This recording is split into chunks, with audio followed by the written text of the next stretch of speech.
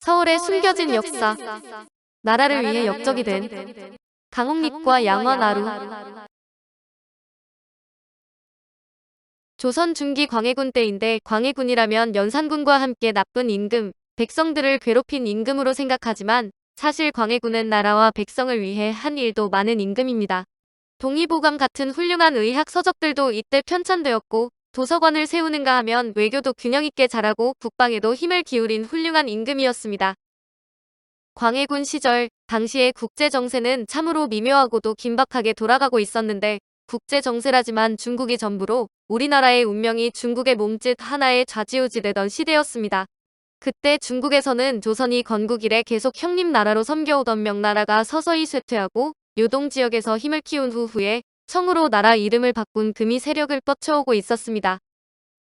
후금의 왕인 누르하치는 중국 대륙을 통일하기 위해 주변의 작은 나라들을 계속 공격해 명나라를 옥죄고 있었습니다. 힘없는 조선은 그저 죽은 듯이 두 나라의 눈치만 살피고 있었는데, 어느 날 갑자기 명나라가 사신을 보내 조선에게 후금을 치라는 명령을 내렸습니다. 이 명령을 받은 조선 조정은 마치 벌집을 쑤셔놓은 것 같았는데, 명령을 따르자니 후금의 보복이 두렵고 거절하자니 명나라를 배신하는 꼴이 되기 때문이었습니다. 조정 대신들의 의견은 대부분 의리를 내세워 후금을 치자는 쪽으로 기울었으나 광해군의 생각은 달랐습니다. 조정 대신들이야 늘 후금을 오랑캐의 나라로만 여기고 깔보았지만, 국제 정세에 밝았던 광해군은 그게 그렇게 간단한 문제가 아니란 걸 잘 알고 있었는데, 조선이 머뭇거리자 명나라는 다시 사신을 보냈습니다. 천자의 명령이요. 속히 후금을 치시오. 이미 쇠약해질 대로 쇠약해진, 늙고 이빨 빠진 종이호랑이 신세나 다름없었던 명나라였지만 자존심 때문이었는지 끝까지 도와달라는 표현은 쓰지 않았습니다. 명나라의 독촉을 받은 광해군은 더 이상 행동을 늦출 수가 없게 되었고, 결국 많은 신하들의 의견을 들은 후 후금을 치기로 결정했습니다. 그러나 광해군에게는 의리도 잃지 않고 실리도 챙길 수 있는 묘책이 있었는데, 광해군은 강옥립을 오도 보원수로 임명하고 군사 1만 명을 주어 후금을 치라는 명령을 내렸습니다. 그러나 출동 바로 전에 강옥립을 은밀하게 불러 지시를 했습니다. 장군, 명나라는 곧 멸망할 것이요. 그에 비해 후금은 그 힘이 넘쳐 오래지 않아 중국을 통일할 것이요. 하우명. 그렇소. 일단 출동은 하대 상황을 보아 후금에 투항하시오. 그리고 짐의 뜻을 후금 왕에게 전하시오. 오도 보원수라는 거창한 직함을 가지고 1만 명의 군사를 거느린 강옥립은 요동 부근에서 후금의 군대와 맞부딪혀 보니 장난이 아니라는 걸 느꼈고, 싸우는 척하다 칼을 내려놓고 누르하치의 품으로 뛰어들었습니다. 강 장군, 잘 생각했소. 사실 저희 임금께서 오, 그래요? 과연 조선의 임금은 앞을 내다볼 줄 아는 해안을 지니신 분이군요. 내가 약속하지요. 우리는 절대로 먼저 조선을 공격하지 않겠다고 말이오. 역적으로 몰린 강옥립의 식구들. 이렇게 조선은 광해군 덕분에 명나라에 대한 명분도 세우고 후금에게 원한을 사지도 않게 되었는데, 오히려 조선에서는 난리가 났습니다. 강옥립이란 자가 나라를 배신했어. 무지렁이도 아니고 나라의 녹을 먹는 자가 어떻게 그럴 수 있단 말인가? 대신들이 이렇게 떠들어대자 백성들도 벌떼처럼 들고 일어나 강옥립을 욕했는데, 강옥립이 항복한 이유를 광해군 외에는 아무도 아는 사람이 없어 강옥립이 반역자로 낙인 찍힌 것은 당연한 일이었습니다. 그렇다고 임금이 나서서 강옥립을 변호할 분위기도 아니었는데, 무튼 백성들은 떼를 지어 강옥립의 집으로 달려갔습니다. 나라를 배신한 강옥립의 가족은 조선을 떠나라. 남겨진 강옥립의 가족들은 그저 집안에 갇힌 채 부들부들 떨고만 있었는데, 밖으로 나갔다가는 사람들이 던진 돌에 맞아 죽을 것만 같았습니다. 며칠 동안 집 앞에서 시위하던 사람들이 떠나자 비로소 강옥립의 가족들은 겨우 바깥 출입을 할 수 있었지만, 또 다른 난관이 이들을 기다리고 있었습니다. 마침 쌀이 떨어져 강옥립의 하인 하나가 쌀을 사기 위해 쌀집에 가서 쌀을 달라고 하자 쌀집 주인은 흘깃 하인을 쳐다보더니 고개를 돌려버렸습니다. 팔살이 없소이다. 아니, 저렇게 쌀이 있는데 없다니. 지금 농담하는 거요? 딴 데 가보슈. 반역자 집안에 팔살은 없단 말이오.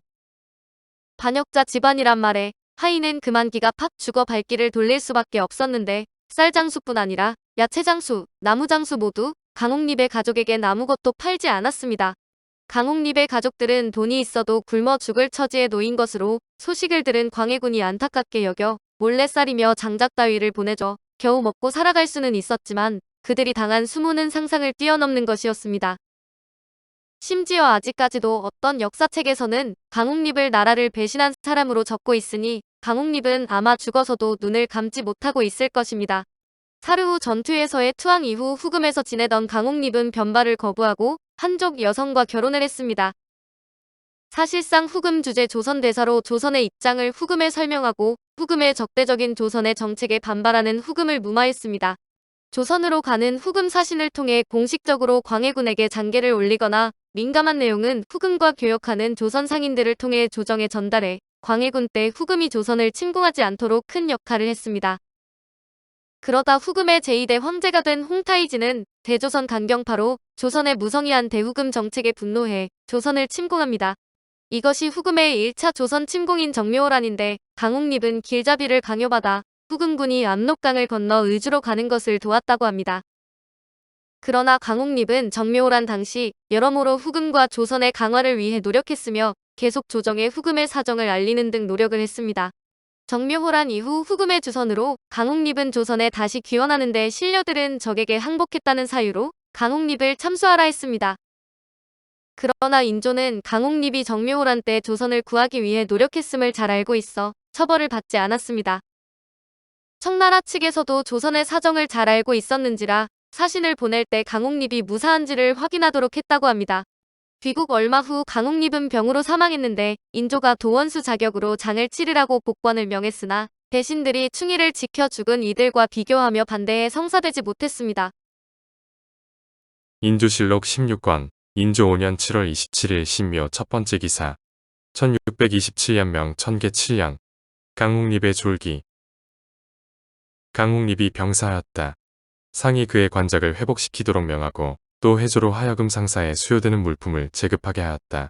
정원이 아뢰기를 신들이 생각건대 강옥립은 사직의 제사를 올린 뒤 명을 받고 국경에 나갔습니다. 그런데 기쁜 마음으로 오랑캐에게 항복하였는가 하면 적을 이끌고 나라를 침범하여 임금이 되려는 뜻을 가졌으니 죄가 역적예보다 지나치고 악이 역적윤보다 심하여 실로 천하의 난적 중에 심한 자입니다.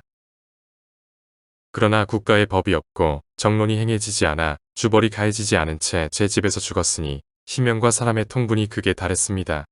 그런데 지금 그의 관작을 회복시키고 상사의 부해까지 한다면 어떻게 신하들에게 충성을 권장하고 천하의 악을 징계할 수 있겠습니까?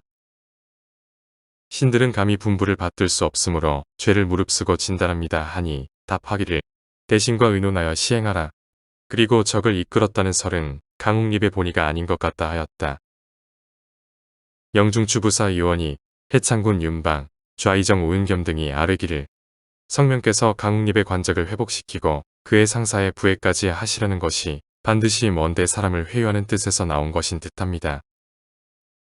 그러나 생각건대 성을 지키며 저리에 죽은 사람들에게 이런 은전이 있었는데 강옥립에게도 한결같이 시행한다면 자목 국가에 권장하고 징계하는 뜻이 없고 대중의 심정을 크게 거스를 듯 싶습니다 하니 상이 따랐다. 삼전도비에도 그의 이름이 실려 있는데 이후 권륭제의 이름과 발음이 같은 것이 문제가 되어 이름이 강왕래로 적혀 있으며 묘는 서울특별시 관악구 신림동에 있습니다. 이런 강옥립의 집은 양원하루에 있었는데 지금은 흔적조차 없이 사라져 버렸지만 한강을 따라 하류로 내려가다 보면 그 옛날엔 노량진, 마포나루 같은 유명한 나루터가 있었습니다. 이 밖에도 크고 작은 여러 나루터가 있었는데 그중 양화지는 양화나루라고도 하며 지금도 옛날 지명을 그대로 쓰고 있습니다. 합정역에서 지하철 2호선을 타고 당산역을 향해 철교를 건너다 왼쪽을 보면 창밖으로 절두산이 보이는데 옛날에는 이 절두산을 잠두봉이라고 불렀습니다. 봉우리가 노예의 머리를 닮았다고 하여 붙여진 이름인데 바로 이 잠두봉 아래가 양화나루터로 절두산은 1866년 수많은 천주교 신자가 목이 잘려 숨진 뒤 얻게 된 이름입니다.